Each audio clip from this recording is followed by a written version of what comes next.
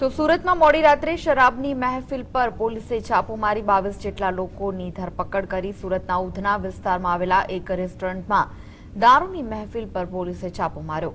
સાથે જ રેસ્ટોરન્ટના માલિકની પણ ધરપકડ કરી આગળની તપાસ હાથ ધરી। કડક દારૂબંધીની વાતો વચ્ચે હજુ પણ શહેરમાં દારૂનો જથ્થો હેમખેમ ઘુસાડવામાં આવી રહ્યો છે।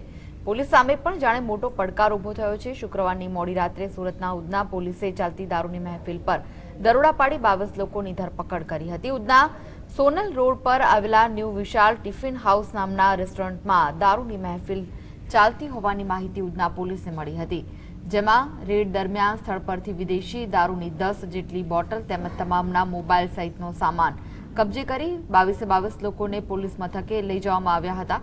દારૂની મહેફિલ માણતા ઝડપાયેલા તમામ રોજિંદા વ્યવસાય અને સારા ધંધાકીય વ્યવહારો સાથે સંકળાયેલા હોવાનું પણ જાણવા મળ્યું છે।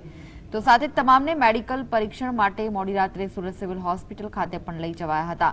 વિશાલ ટિફિન હાઉસમાં શરાબની સાથે કબાબ પણ પીરસવામાં આવતો હોવાથી અહીં મહેફિલ જામી હોવાનું માનવામાં આવી રહ્યું છે। જો કે આ રેસ્ટોરન્ટ માલિક કેટલા સમયથી આ પ્રવૃત્તિ ચલાવતો હતો તે પોલીસ તપાસનો વિષય બની ગયો છે। સુરત શહેર પોલીસ દ્વારા આજ રોજ હુક્કાબાર તેમજ દારૂની મહેફિલ માણતા લોકો પર બાર નજર રાખવામાં આવી હતી। સૌપ્રથમ વાત કરવા જઈએ તો સુરતના વેસુ વિસ્તારમાં શહેર ક્રાઇમ બ્રાન્ચ એસઓજી પીસીબી દ્વારા દરોડાની કાર્યવાહી કરવામાં આવી હતી, જેમાં 2 સ્થળોએથી હુક્કાબારની કેટલીક શંકાસ્પદ વસ્તુઓ મળી આવી હતી। જ્યારે ઉધના પોલીસ સ્ટેશનની વાત કરીએ તો આજે હોટલ જોઈ શકો છો વિશાલ ટિફિન હાઉસ, ત્યાં ઉધના પોલીસ દ્વારા દરોડાની કાર્યવાહી હાથ ધરવામાં આવી હતી।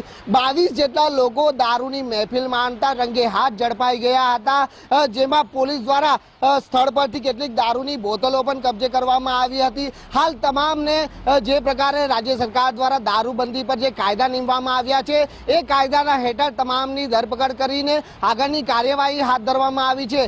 જો કે એક વસ્તુ સાફ સામે આવી ગઈ છે કે શહેર પોલીસ હુક્કાબાર અને શહેરમાં દારૂબંધીને અમલ કરવા માટે પૂરે ચુસ્ત કમર કસવા પામી છે। કેમેરા પર્સન પ્રશાંત દિવરે સાથે રાકેશ બ્રહ્મભટ્ટ, GSTV, સુરત।